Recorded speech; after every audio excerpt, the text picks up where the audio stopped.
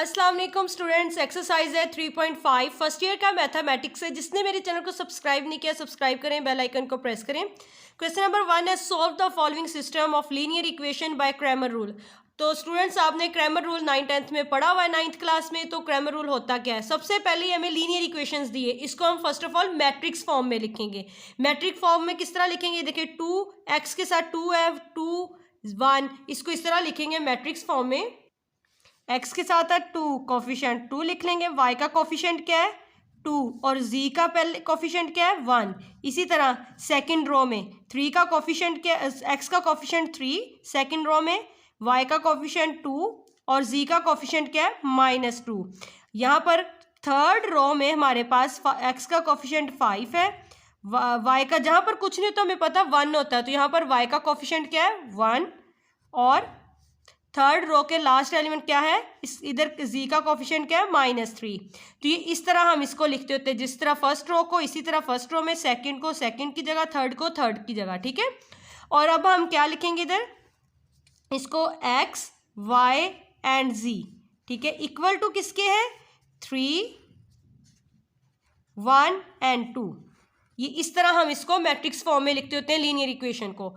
तो अब हमें उसने कहा इसे सॉल्व करें क्रैमर रूल से। तो आपको सबसे पता है पहले कि हमने पीछे भी किया था, इसको हम ए कह देते होते हैं, ये हमारे पास x होता है इज इक्वल टू ये हमारे पास क्या होता है b होता है। तो क्रैमर रूल से हम किस तरह करते होते हैं, क्रैमर रूल में यही होता है ना, ये x y z की वैल्यू हमने फाइंड आउट करनी होती है। तो यहाँ पर x हमारा किसके इक्वल होता है, x इक्वल टू होता है a x का डिटर्मिनेट ओवर a का डिटर्मिनेट। इसी तरह y किसके इक्वल होगा, y इक्वल होगा a y का डिटर्मिनेट ओवर a का डिटर्मिनेट। इसी तरह z हमारा किसके इक्वल होगा, a z का डिटर्मिनेट ओवर a का डिटर्मिनेट। फर्स्ट ऑफ ऑल हम फाइंड करेंगे a डिटर्मिनेट। तो आपको पता वो कैसे करते हैं हम, स्क्वायर मैट्रिक्स का तो डिटर्मिनेट्स हम सबको पता है कैसे निकालते हैं, बट यहाँ पर क्या है 3/3 का मैट्रिक्स है, 3 रोज एंड 3 कॉलम्स है। तो इसको हम किस तरह करेंगे, इसका मैट्रिक्स इसके माइनस निकाल लेते होते हैं। 2 जिस रो से और जिस कॉलम से, तो उसको हम निकाल के बाकी हमारे पास उसके माइनस लिख लेते होते हैं, -2 1 एंड -3। तो ये इस तरह हमने सारा लिख लेना। पहला आपको पता होता है प्लस का होता है, दूसरा माइनस का, फिर प्लस का, ये फॉर्मूले के अकॉर्डिंग। तो फिर हम क्या करते होते हैं 2 इसको इसके साथ मल्टीप्लाई करेंगे तो ये 6 प्लस का हो जाएगा। दरमियान में यहाँ पर फॉर्मूले का माइनस होता है, बट ये -2 है तो माइनस माइनस प्लस हो जाएगा, ओके। इसी तरह -2 और अब इसको इसके साथ मल्टीप्लाई करेंगे तो हमारे पास हो जाएगा -9। जब -3 को -3 से मल्टीप्लाई करेंगे तो -9 हो जाएगा। यहाँ पर फॉर्मूले का माइनस होता है, बट यहाँ पर -10 है तो -10 और ये दरमियान वाला माइनस हो जाएगा प्लस का 10 +1। तो अब इसको किस तरह करेंगे, 3 को 1 से मल्टीप्लाई करेंगे 3, दरमियान में फॉर्मूले का माइनस, बट यहाँ पर 10 माइनस का है तो वो माइनस माइनस प्लस हो जाएगा। तो अभी आगे हम किस तरह करेंगे, सिंप्लीफाई करें इसे। तो जब आप इसे मजीद सॉल्व करेंगे तो ये हमारे पास इस तरह आ जाएगा, 16 में से -2 कर दें तो हमारे पास 14 होगा, 14 में +13 कर दो जो कि इक्वल टू आएगा 27 के। सो इस तरह स्टूडेंट्स हमने ए डिटर्मिनेट तो फाइंड कर लिया 27। अब हम पहले करेंगे ए एक्स डिटर्मिनेट को, फिर ए वाई डिटर्मिनेट को और ए जी डिटर्मिनेट को। तो अब जब ए एक्स डिटर्मिनेट फाइंड करेंगे उसको क्या करते होते हैं, ये जो हमारे पास ए मैट्रिक्स गिवन होता है ना, इसकी पहले वाला ये जो कॉलम है इसको निकाल के उसकी जगह ये वाला कॉलम लिखते होते हैं। क्या कहा मैंने, ये जो मैट्रिक्स ए गिवन है ना, हमें गिवन है, यहाँ से जो हमने निकाला लीनियर इक्वेशन से उसको इस तरह लिखते होते हैं ए एक्स को फाइंड करने के लिए। जब ए एक्स फाइंड करेंगे तो ये फर्स्ट कॉलम को, ये जो गिवन है हमें जो यहाँ से लिखा है इसको निकाल के इसकी जगह ये लिखेंगे। जब ए वाई करेंगे तो वाई सेकंड है, ये देखिए सेकंड जगह पे है ना सेकंड कॉलम, तो ये सेकंड कॉलम को इस वाले को निकाल के उसकी जगह ये लिख लेंगे। इसी तरह जब ए जी को करेंगे तो जी का जो ये वाला थर्ड कॉलम है, ये जो थर्ड कॉलम इसको निकाल देंगे उसकी जगह ये लिख के फिर उसको फाइंड आउट करेंगे। चलिए अब हम करते हैं ए एक्स। ये देखिए स्टूडेंट्स, ये हमें एक मैट्रिक्स हमने जो बनाया था लीनियर इक्वेशन से, इसमें क्या करना है, ये जो फर्स्ट कॉलम है ना इसको नहीं लिखना, ये फर्स्ट कॉलम की जगह हम लिखेंगे 3 1 एंड 2 को, ठीक है। और फिर बाकी सारा वैसे ही लिख देंगे 2 -2 1 1 -2 एंड -3। और आपको पता डिटर्मिनेट्स में हम इस तरह बार्स में लिखते हैं। तो इसको किस तरह करते होते हैं, 3 जिस कॉलम से जिस रो से उसको निकाल के उसके माइनस लिख लेते हैं, माइनस इसके क्या है -2 -2 1 एंड -3। स्टूडेंट्स अब तो आपको प्रैक्टिस हो जानी चाहिए जितना हमने इस चीज़ को डिस्कस किया है। पहला प्लस का होता है, दूसरा माइनस का होता है, तो ये 2 आ जाएगा। अब जिस कॉलम से ये 2 है और जिस रो से उसको निकाल के बाकी माइनस क्या हमारे पास 1 2 -2 एंड -3। इसी तरह पहला प्लस का, दूसरा माइनस का, तीसरा प्लस का, तो 1 आएगा। तो फर्स्ट रो एक्सपेंड कर रहे हैं ना हम, तो ये जिस कॉलम से जिस रो से वो निकाल दो, बाकी हमारे पास इसके क्या माइनर्स आएंगे, इसके माइनर्स आएंगे 1 -2 2 एंड 1। तो इसे हम पता किस तरह हमने सिंप्लीफाई करना है, और इस तरह हमने इसे सिंप्लीफाई कर लिया और ए एक्स डिटर्मिनेट हमारे पास क्या आ गया 27। अब इसी तरह ये जो ए वाई को करना, अब हमने ए वाई डिटर्मिनेट को फाइंड आउट करना, तो उसके लिए हम क्या करेंगे, ये देखें ये वाई वाला कॉलम क्या था, सेकेंड कॉलम। पहले फर्स्ट कॉलम को वैसे ही लिख लेते, क्या हमारे पास 2 2 3 5 2 3 5, लेकिन y है सेकंड कॉलम में, तो सेकंड कॉलम की जगह हमने क्या लिखना है, ये वाला लिखना जो हमने पीछे हमने किया था। ये क्या लिखेंगे, y वाली कॉलम की जगह लिखेंगे 3 1 2 3 1 2 लिख लिया। तो बाकी वैसे सेम एज इट इज ही लिख लेना है। क्या करते होते हैं, जब हमने ए वाई करना है तो जो सेकंड कॉलम है वाई सेकंड कॉलम में है ना हमारे पास इक्वेशन में, उसकी जगह जो इक्वल में है ना हमारे पास, जिसे हमने बी का नाम दिया है, उसको लिख देना ये वाला 3 1 एंड 2 को। बाकी सेम एज इट इज ही लिख लेना है। स्टूडेंट्स ये हमने ए वाई डिटर्मिनेट निकाला, आपको पता किस तरह ये माइनस लिखते होते, फिर इसको मल्टीप्लाई कैसे करते होते, 2 1 को -3 से किया तो -3, दरमियान में माइनस होता है, बट यहाँ पर -4 आ रहा था, इसलिए माइनस माइनस +4 लिख देंगे, -3, तो यहाँ पर -9 आएगा, तो दरमियान में माइनस होता है, 2 5 10 होता है, 10 लिख देंगे। ये वाला जो है ना माइनस, ये यहाँ पर माइनस आना, तो 100 माइनस माइनस प्लस होगा, ये लिखने में मिस्टेक की थी मैंने, आप ना ये ब्लंडर करना। ओके 1, यहाँ पर 2 3 6, दरमियान में माइनस होता है, तो 5 1 5। इसे मजीद सिंप्लीफाई करेंगे तो हमारे पास 8 वाई डिटर्मिनेट आ जाएगा। तो इसे सिंप्लीफाई किया तो हमारे पास 0 आंसर आया। कैसे, क्योंकि यहाँ पर प्लस माइनस 4 हुआ, तो 4 को 1 बचा, माइनस किया तो 1 को 2 से मल्टीप्लाई किया 2 आ गया, इधर -9 का है +10 है, तो माइनस किया तो 1 आया, -1 आया, तो 1 को जब -3 से मल्टीप्लाई किया तो -3 वैसे ही आ गया, इधर भी 6 में से -5 किया तो 1 से 1 मल्टीप्लाई किया 3 आ गया, तो आपको पता है इसे सिंप्लीफाई करने से 0 आ गया।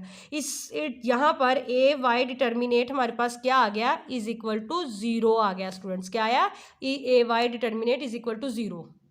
और इसी तरह ए जी डिटर्मिनेट को फाइंड किया, जो ए मैट्रिक्स हमने जिसे बनाया था, तो हमने जस्ट यहाँ पर क्या किया, जो ए डिटर्मिनेट दिया था ना, वहाँ पर ये कॉलम जो जिसको हमने बी का नाम दिया है वो यहाँ पर लिख लिया। तो अब हम इसे मजीद सिंप्लीफाई करेंगे, जो आपको पता है इसके किस तरह डिटर्मिनेट लेंगे, फर्स्ट रो को एक्सपेंड करके इसका डिटर्मिनेट निकाल लेंगे। तो ये इस तरह हमारे पास ए जी जो डिटर्मिनेट है वो = किसका है, 27 के। अब हमारे पास फॉर्मूला क्या था, x = था ए x determinate over A determinate, और आपको पता है ए डिटर्मिनेट हमारे पास क्या आया था 27, और एक्स डिटर्मिनेट भी हमारे पास क्या आया था 27, तो सो ये कैंसिल आउट होके = 1 आएगा।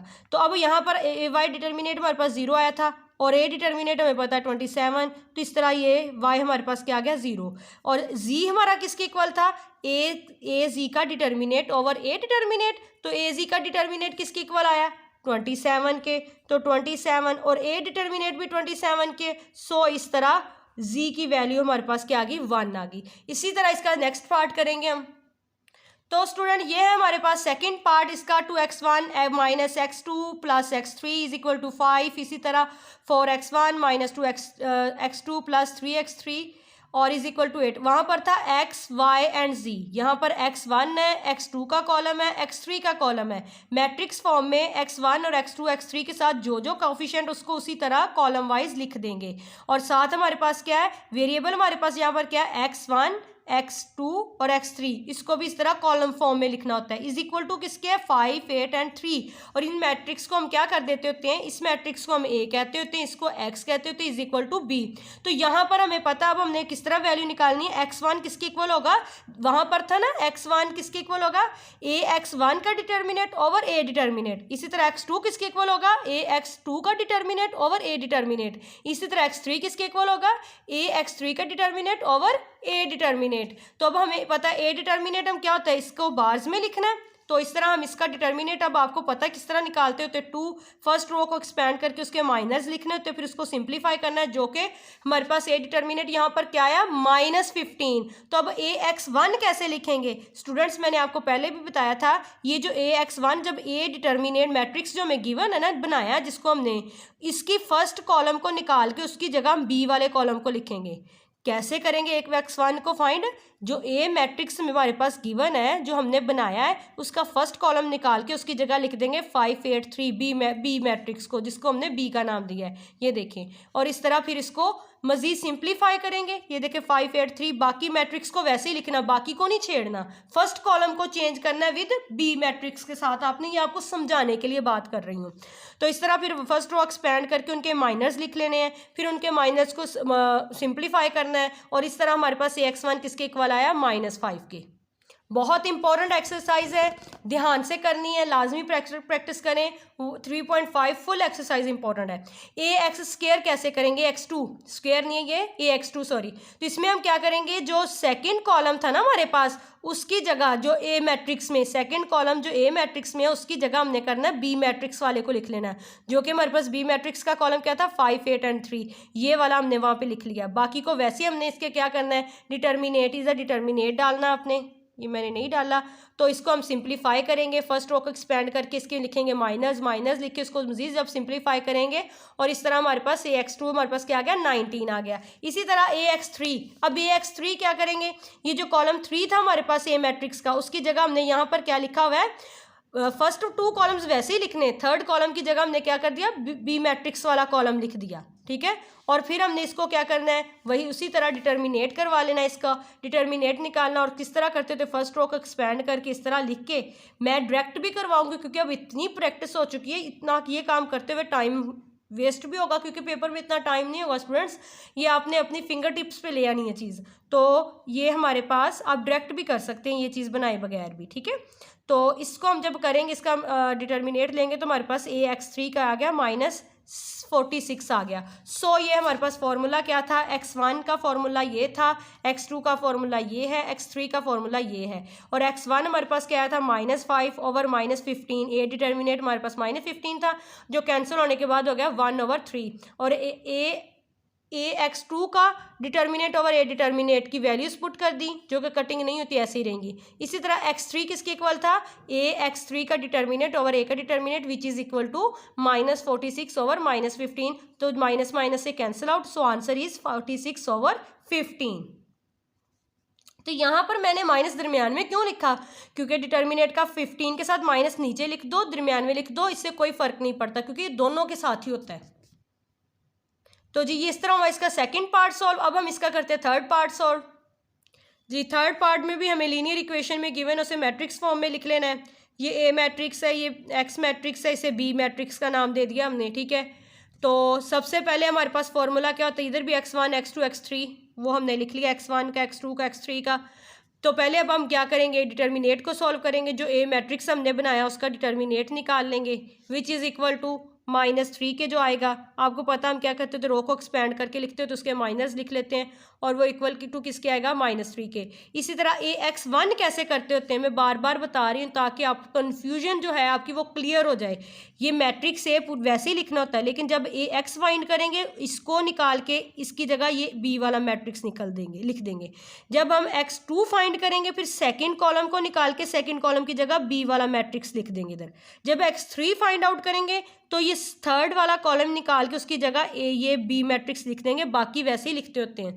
जब X1 करेंगे तो पहला वाला कॉलम चेंज करेंगे, जब X2 करेंगे तो दूसरे वाला कॉलम चेंज करेंगे, जब X3 करेंगे तो तीसरे वाला कॉलम चेंज करते होते हैं, जो कि इधर मैंने लिख दिया AX1 मैट्रिक्स, ये फर्स्ट कॉलम मैंने चेंज करके लिखा है, ठीक है, क्योंकि ए का हमारे पास क्या है 2 1 1, तो इधर मैंने क्या लिखा है फर्स्ट कॉलम की जगह 8 6 1 लिख दिया है, ठीक है, ये देख लें आप लोग। तो इसको हम क्या करेंगे, फर्स्ट रो को एक्सपेंड करेंगे, यहाँ पे मैंने डायरेक्ट किया है, कैसे किया ये देखें, 8 है तो 8 के माइनस क्या होंगे, फर्स्ट रो और कॉलम, हम क्या कॉलम और रो को निकाल देते, बाकी क्या 2 को -1 से मल्टीप्लाई किया -2, दरमियान में माइनस होता है। तो स्टूडेंट्स यहाँ पर माइनस आप चेक कर लें, ठीक है, तो क्या होगा, दरमियान में माइनस होता है तो 2 × -2 -4 होगा तो माइनस माइनस प्लस करके 4 लिख दिया। इसी तरह जब -1, आपको पता है ये पहला प्लस का होता है, दूसरा माइनस का होता है, तो यहाँ पर फॉर्मूले का माइनस होता है, और ये माइनस +1 हो गया इस तरह, ठीक है। तो इस कॉलम को, इस रो को निकाल देंगे, बाकी क्या बचा, 6 को -6 से 1 से मल्टीप्लाई किया -6, तो दरमियान में फार्मूले का -2 को मल्टीप्लाई किया 1 से तो 2 आ जाएगा। इसी तरह प्लस फर्स्ट ये अब ये रह गया 1, इस 1 को इधर लिखेंगे, इसी कॉलम को, रो को निकाल देंगे, बाकी क्या बचा, 6 को -2 से किया तो -12, दरमियान में फार्मूले का -2 को 1 से किया तो 2 आ गया। इस तरह आप प्रैक्टिस कर लें कि आप डायरेक्ट भी लिख सकें। अगर आपको इस तरह टफ लग रहा है तो आप वैसे भी कर सकते हैं, ठीक है। इसको मजीद सिंप्लीफाई करेंगे तो ax1 हमारे पास क्या आ जाएगा, -6 आ जाएगा जी। तो इसी तरह हमने ax2 किया, बाकी ए मैट्रिक्स फर्स्ट कॉलम भी वैसे है, थर्ड कॉलम वैसे है, सिर्फ हमने सेकंड कॉलम को चेंज किया, किसके साथ, बी मैट्रिक्स के साथ। तो यहाँ पर हम इसका डिटर्मिनेट कैसे निकालते होते, ऐसे निकालते होते ना, जिस कॉलम से तो जिस रो से उससे निकाल के बाकी लिख लेते होते 1 6 1 2 -1। इसी तरह दरमियान फार्मूले का माइनस और 8 आ जाएगा। अब ये इस कॉलम से, इस रो से वो निकाल के बाकी क्या बचा, 1 1 2 -1, ठीक है। इसी तरह 1, तो आपको पता पहला प्लस, दूसरा माइनस, तीसरा भी प्लस का 1, तो जिस कॉलम से, जिस रो से वो निकाल के बाकी इसके माइनर्स क्या होंगे, 1 6 1 1। इस तरह करके मैंने यहाँ पर ये आपको करके दिखाया, बट मैंने यहाँ पर डायरेक्ट किया है। किस तरह किया है वो आपको पता चल गया। इसको इससे साथ मल्टीप्लाई किया -6, इसको जब इससे किया तो 2, फार्मूले का माइनस होता ही है। -8 ये वाला, इसको इससे किया तो -1, जब इसको इससे मल्टीप्लाई किया तो माइनस फार्मूले का 2 साथ आ गया, +1, इसको 1 को 1 से किया तो 1, फार्मूले का -6 को 1 से किया तो -6। जब आप मज़ीद सिंप्लीफाई करेंगे तो आपके पास आंसर क्या आ जाएगा, 3 आ जाएगा ax2 का आंसर, ठीक है। इसी तरह अब ax3 का क्या आ जाएगा, उसी तरह आपने कर लेना है। बाकी फर्स्ट और सेकंड कॉलम वैसे ही लिखना है मैट्रिक्स का, सिर्फ थर्ड कॉलम को चेंज करना है, किसके साथ, बी मैट्रिक्स का, जो हमने बी मैट्रिक्स में सिर्फ एक कॉलम ही है उसके साथ करना है। फिर आपने क्या करना, 2 के माइनर्स निकाल के उसको मल्टीप्लाई कर लेना, इस तरह करके 1 के माइनर्स निकाल के इसको इसके साथ मल्टीप्लाई करके लिख लेना है। 8 पहला प्लस का होता है, पहला प्लस का, दूसरा माइनस का, बट यहाँ पर भी माइनस था तो फॉर्मूले का माइनस माइनस प्लस होगा। इसी तरह आप जब करेंगे तो ये हमारे पास a3 का डिटर्मिनेट क्या हो जाएगा, 32 आ जाएगा। तो फॉर्मूला में पता है सबको क्या है, x1 क्या है हमारे पास, x1 है हमारे पास, ax1 का डिटर्मिनेट ओवर a डिटर्मिनेट, तो a डिटर्मिनेट हमारे पास -3 आया था, ax1 डिटर्मिनेट -6 से सॉल्व करने के बाद 2 आ गया। इसी तरह x2 क्या है हमारे पास, x2 का डिटर्मिनेट ओवर a डिटर्मिनेट, तो हम उनकी वैल्यूज पुट करेंगे, सॉल्व करने के बाद -1 आ गया। x3 हमारे पास क्या है, ax3 का डिटर्मिनेट ओवर a डिटर्मिनेट, जब वैल्यूज पुट करेंगे तो 3 आ गया। इस तरह हमारे पास x1 x2 x3 की वैल्यूज आ गई। सो स्टूडेंट ये था क्रैमर रूल कर लिया। अब हम करते हैं इसका सेकंड क्वेश्चन।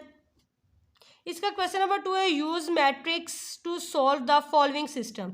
ये जो सिस्टम हमें लीनियर इक्वेशन में जो उसने कहा इसको सॉल्व करें किसी भी मेथड से, ये नहीं कहा कि कौन से मेथड से। क्रैमर रूल कर लिया। इन्वर्स मेथड भी हमने बहुत दफ़ा किया, तो अब हम इनको इन्वर्स मेथड से करेंगे।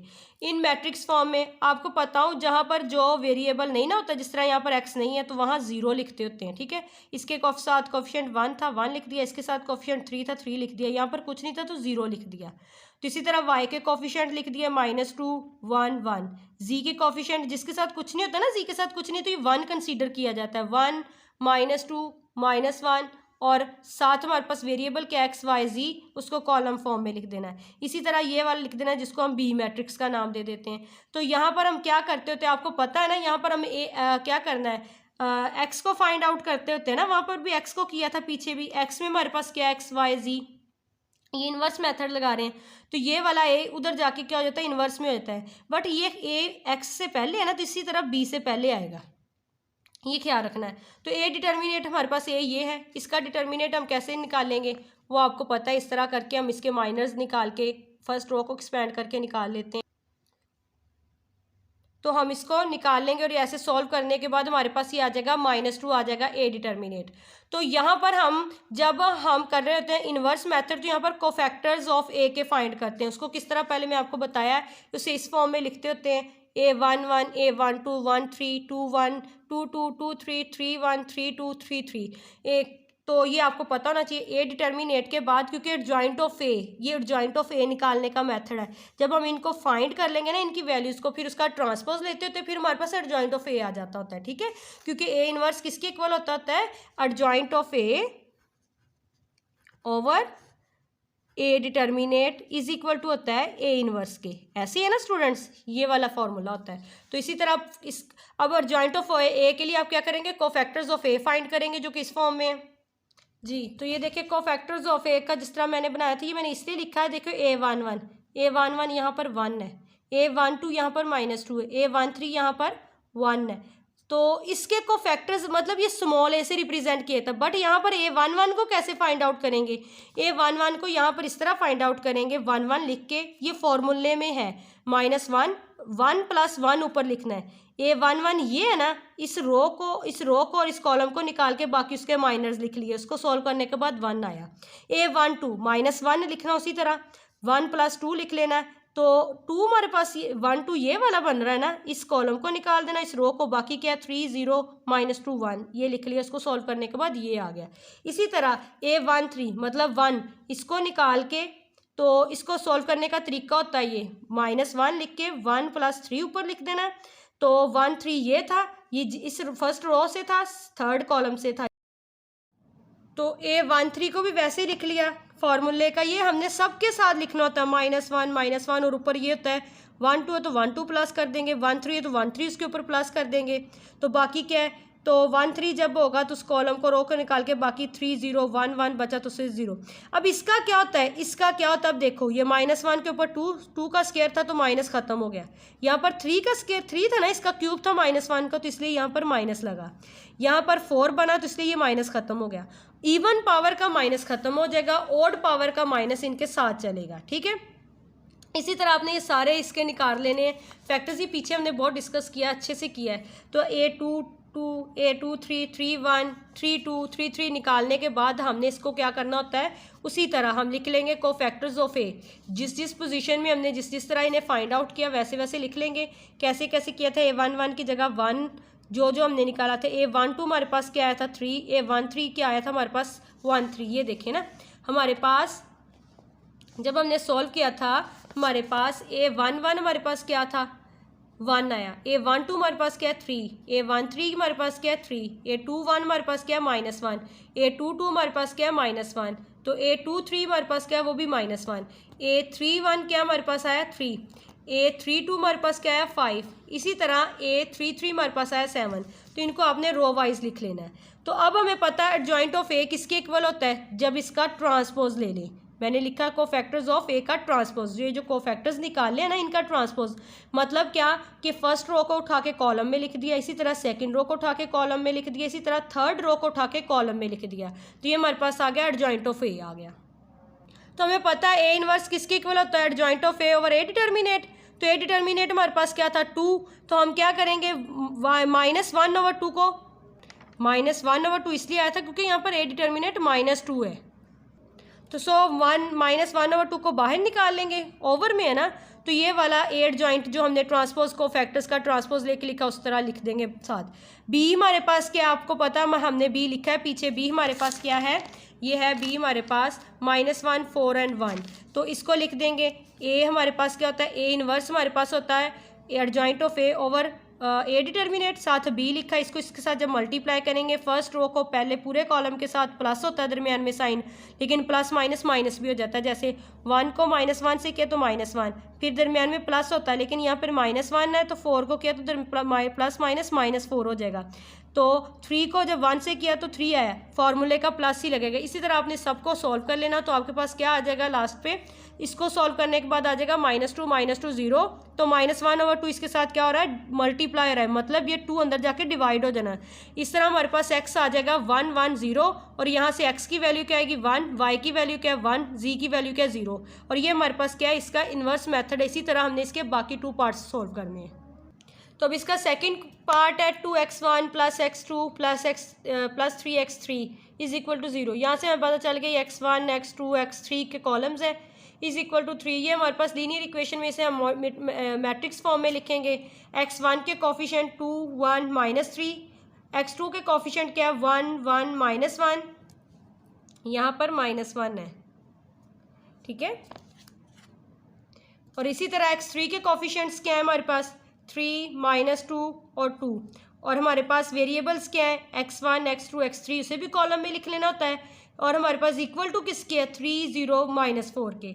इसको जो हमने मैट्रिक्स फॉर कोफिशिएंट लिखे होते हैं उसको हम ए का नाम दे देते हैं, इसको एक्स का दे देते हैं, तो इसको बी का नाम दे देते हैं। ठीक है, तो इस तरह हमारे पास क्या होगा, एक्स को हमने फाइंड आउट करना है, मतलब x1 की वैल्यू, x2 की वैल्यू, x3 की वैल्यू फाइंड आउट करनी होती है ना। उसके लिए हमने क्या करना होता है, ये जो ए होता है दूसरी तरफ जाके इनवर्स हो जाता है, ये एक्स से पहले तो इधर भी बी से पहले आएगा, ए इनवर्स बी हो जाएगा। ए इनवर्स हमें पता है किसके इक्वल होता है, A inverse is equal to होता है adjoint of A over A determinant. इसी तरह ना स्टूडेंट्स, तो ए डिटर्मिनेट हम इसका किस तरह निकालते होते हैं, इस तरह निकालते होते हैं। मैंने इधर डायरेक्ट किया है, वो उस तरह नहीं लिखा जिस तरह हम लिखते होते हैं पीछे, क्योंकि अब इतनी प्रैक्टिस होगी, इस तरह भी इजी लगता है मुझे। ठीक है, आप भी करके देखिए, आपको इजी लगेगा। यहाँ पर फर्स्ट रो को एक्सपैंड करना होता है, रो में क्या है 2 को एक्सपैंड किया, जिस कॉलम से जिस रो से उसको निकाल दिया, बाकी क्या है 2 को 2 से मल्टीप्लाई किया, तो दरमियान में माइनस होता है, माइनस माइनस ये प्लस का हो गया, प्लस का 2 और -2 फॉर्मूले का माइनस है तो 2 लिख दिया। इसी तरह जब 1 को एक्सपैंड करना है, रो फर्स्ट के सेकंड कॉलम 1 है ना, सेकंड कॉलम को सेकंड रो को फर्स्ट रो को निकाल देंगे, तो पीछे क्या बचेगा 1 2 -3 और -2, तो 1 को 2 से किया तो 2 आ गया, दरमियान में फॉर्मूले का -2 को जब -3 से किया तो 6 आता है। ठीक है, और 6 लिख दिया। फिर हमारे पास 3 है, थर्ड कॉलम से है, फर्स्ट रो से है, तो क्या करेंगे, पीछे क्या माइनस है हमारे पास 1 मल्टीप्लाई बाय -1, तो -1 दरमियान में फॉर्मूले का माइनस होता है, बट यहाँ पर हमारे पास क्या 1 को जब 3 से करेंगे तो ये माइनस का 3 है, तो माइनस माइनस प्लस का 3 हो जाएगा। इस तरह मैंने किया है, इसको सिंप्लीफाई करके हमारे पास 10 आ जाएगा। तो अब एडजॉइंट ऑफ ए, यहाँ पर हमारे पास क्या है 3/3 का है मैट्रिक्स, मतलब 3 रोज 3 कॉलम्स, इसको हम इस तरह निकालते हो तो इसके कोफैक्टर्स ऑफ ए फाइंड कर लेते हैं, मतलब ए 1 1 फाइंड करेंगे, 1 2 फाइंड करेंगे, 1 3 फाइंड करेंगे। ए 1 1 को किस तरह करेंगे, जहाँ पर ए 1 है ना, इस ए 1 का फर्स्ट एलिमेंट क्या 2 है ना, इसको कॉलम को रो को निकाल देंगे, बाकी को हम इस तरह लिख लेंगे इसके माइनस को। ठीक है, और इसे सॉल्व करके हमारे पास इस तरह ये आ जाएगा 0। इसी तरह ए 1 2 को सॉल्व करने के बाद यहाँ पर देखो ये -1 के ऊपर 1 + 3 क्यूब हो जाता है, इसलिए ये माइनस इसके साथ आया, सॉल्व करने के बाद ये 4 आ गया। और इसी तरह आपने 1 3 निकाल लेना, जो कि हमारे पास 2 आ जाएगा, और ए 2 1 हमारे पास -5 आ गया। इसी तरह ए 2 2 हमारे पास 13 आ गया, ए 2 3 हमारे पास -1 है, ए 3 1 हमारे पास -5 है, ए 3 2 हमारे पास 7 है, ए 3 3 हमारे पास 1 है। तो अब हम लिखेंगे कोफैक्टर्स ऑफ ए, जो हमने फाइंड किया उसे रो वाइज लिखना होता है। फिर हमारे पास ए जॉइंट ऑफ ए के कैसे इक्वल होता है, ये जो हमारे पास आया होता है ना, इसका ट्रांसपोज ले लेना होता है। ट्रांसपोज ले लिया, मैंने लिखा कोफैक्टर्स ऑफ ए जॉइंट का ट्रांसपोज, ये जो रो है इसको उठा के कॉलम में लिख देना, सेकेंड रो को भी उठा के सेकेंड कॉलम में लिख देना। इस तरह फर्स्ट रो को फर्स्ट कॉलम बना देना, सेकंड रो को सेकंड कॉलम बना देना, थर्ड रो को थर्ड कॉलम बना देना है। तो अब हम लिख देंगे ए इनवर्स हमारे पास किसके इक्वल था वो लिख देंगे। फिर हमें पता है हमने क्या फाइंड करना है, एक्स ए इनवर्स, ये सारा उठा के साथ बी मैट्रिक्स जो हमने बनाया उसके साथ मल्टीप्लाई कर देना है, जो कि इस तरह आ जाएगा हमारे पास। फिर क्या होगा, इज इक्वल टू 1/10, जब उसे सिंप्लीफाई करेंगे तो ये चीज़ आ जाएगी, 10 सबके साथ ज़्यादा डिवाइड हो जाएगा, जो कि इस तरह आ जाएगा। तो हमें पता चल गया एक्स हमारा किसके इक्वल था, x1 x2 x3 के। तो यहाँ पर x1 की वैल्यू आ गई 2, x2 की वैल्यू आ गई -8/5, x3 की वैल्यू आ गई 1/5। इसी तरह इसका थर्ड पार्ट करना है, same as it is just कि स्टूडेंट। इसी तरह हम इसका थर्ड क्वेश्चन करेंगे। ये देखिए हमें क्वेश्चन इस तरह गिवन है, x + y = 2, 2x - z = 1, 2y - 3z = -1। 3 रोज हैं, 3 कॉलम्स हैं इसमें। तो इसमें कॉलम किस तरह, ये देखो मैंने इसे अरेंज कर लिया, x के नीचे x, y के नीचे y, z के नीचे z, और वो इक्वल वाले वैसे ही। तो यहाँ पर देखें फर्स्ट जो कॉलम है इधर एक है, हमारे पास क्या है, फर्स्ट कॉलम रो का फर्स्ट कॉलम का क्या है एलिमेंट x, तो x1 है तो वो लिख लिया, x का कोफिशिएंट 2, तो यहाँ पर थर्ड x गिवन नहीं थर्ड रो का, तो उसकी जगह हमने 0 लिख लिया। इसी तरह सेकंड कॉलम में हमारे पास क्या है y, एक y गिवन, उसके साथ कोफिशिएंट 1 है, तो जो सेकंड रो में y गिवन ही नहीं तो वहाँ पर हम सेकंड रो में 0 लिख देंगे। फिर क्या है, जो थर्ड रो पे वहाँ पर y है लेकिन उसका कोफिशिएंट क्या है 2, तो 2 लिख देंगे यहाँ पर। इसी तरह z, फर्स्ट रो में z गिवन नहीं तो फर्स्ट रो में हम 0 लिख देंगे z की जगह। तो फिर सेकंड रो में z है तो उधर z के साथ क्या है -1, तो -1 लिखेंगे उसका कोफिशिएंट। थर्ड रो में हमारे पास z क्या है -3, तो -3 लिख लेंगे। x y z और इक्वल में हमारे पास क्या है 2 1 -1, इस तरह मैट्रिक्स फॉर्म में लिख देंगे। तो इसे हम क्या कहते होते हैं a, इसे कहते होते हैं x = b। यहाँ पर हमने क्या करना होता है, ए इनवर्स को फाइंड करना होता है पहले, फिर इसको बी से करना है, क्योंकि एक्स को फाइंड करना है ना, यहाँ पर एक्स वाई जी की वैल्यू निकालनी है। उसके लिए क्या होता है, इधर ए आके इनवर्स हो जाता है, पहले अब ए इनवर्स करेंगे, उसके लिए क्या करते होते हैं, डिटर्मिनेट निकालते हैं। तो इधर हम क्या करते हैं, तो ये जो हमारे पास ए मैट्रिक्स होता है उसका ए डिटर्मिनेट निकाल लेते हैं। इसके ए डिटर्मिनेट इस तरह निकालते होते हैं, फर्स्ट रो को एक्सपैंड करके, फर्स्ट रो को एक्सपैंड करेंगे तो वन के माइनर्स लिखेंगे साथ, जब वो यही होता है ना, जिस रो से होता है, जिस कॉलम से होता है उसे निकाल के बाकी लिखते होते हैं 0 -1 2 -3, उसके माइनर्स ये लिख लिए। इसी तरह बाकी के निकाल लेने हैं। तो इसको सॉल्व करने के बाद हमारे पास क्या आ जाएगा, ए डिटर्मिनेट हमारे पास आ जाएगा 8। इसी तरह हम निकालेंगे इसके एडजॉइंट। तो यहाँ पर एडजॉइंट ऑफ ए किस तरह करते होते हैं, कोफैक्टर्स ऑफ ए को निकालते होते हैं, A11 A12 A13, इनको निकालने के बाद हमारे पास कोफैक्टर्स आ जाते हैं। तो आपको बताया मैंने A11 कैसे निकालते हैं, A12 कैसे निकालते हैं, A13 हम बहुत ज़्यादा डिस्कस कर चुके हैं इसको पीछे। तो इस तरह A11 हमारे पास 2 आया, A12 हमारे पास 6 आया। इसको निकालने का थोड़ा सा मैं फिर बता देती हूँ आपको। स्टूडेंट्स ये मैंने आपको बताने के लिए कोफैक्टर्स ऑफ ए के ये जो फैक्टर्स है मैंने उसके साथ ए मैट्रिक्स लिख दिया है। तो जब A11 निकालेंगे, A11 जिस रो से होगा, जिस कॉलम से होगा, A11 1 है ना यहाँ पर हमारे पास, तो ये रो भी कॉलम भी एक्सपैंड कर देंगे, निकाल देंगे, बाकी हमारे पास क्या बचेगा 0 -1 2 -3, इसी तरह लिख लिया। लेकिन ये जो है ना आपके पास ये वाली चीज़ -1 के ऊपर 1 + 1, तो ये आप ये होता है फार्मूले के अकॉर्डिंग होता है। अगर आपको इसकी नहीं ना समझ आ रही होती तो आप ऐसा किया करें, पहला प्लस का तो पहला प्लस का, दूसरा माइनस का, जिस तरह ये देखिए आंसर के साथ माइनस का, फिर प्लस का, फिर ये देखें माइनस का, फिर प्लस का, फिर माइनस का, या तो ये साइन लगा लें। अगर उस तरह आपको नहीं समझ आ रही तो ये फार्मूला है कि आपने जब भी इस तरह इसके फैक्टर्स निकालने -1 के ऊपर प्लस करना है, जिस जो क्या ये जो होता है हमारे पास जिस तरह 1 1 लिखा तो 1 1 प्लस करना है, A12 है तो 1 2 प्लस करना है, 1 + 2 करना है। तो इस ये ऑड पावर है, तो जब ऑड पावर माइनस होगा तो साथ माइनस इधर आएगा। तो इसी तरह जब 1 2 निकालेंगे तो 1 1 2 A12 ये वाला बनता है, ये वाला कॉलम ये रो को निकाल के बाकी क्या बचते हैं माइनर्स हमारे पास 2 0 -1 -3, ये लिख के इस तरह से सॉल्व कर लेना है। इसी तरह हमने सारे फैक्टर्स फाइंड आउट कर लेने।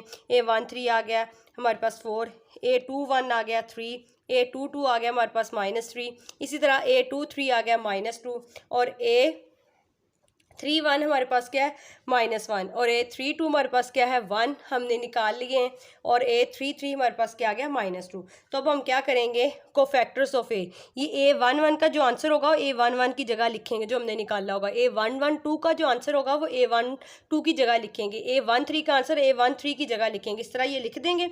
तो अब ये कोफैक्टर्स ऑफ ए क्या होता है, इसका जब हम ये आंसर जो है ना इसका जो ट्रांसपोज लेंगे वो एडजॉइंट ऑफ ए के इक्वल होता है।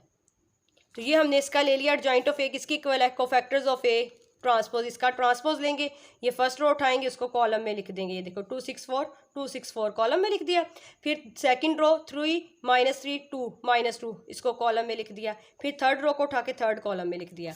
अब हमें पता है हमारे पास ए इनवर्स किसकी इक्वल होता है, हमारे पास ए इनवर्स इक्वल होता है adjoint of A over A determinate. तो ए डिटर्मिनेट हमारे पास क्या था 8, 1/8 बाहर निकालिए, एडजॉइंट ऑफ ए ये हमारे पास वो लिख लिया।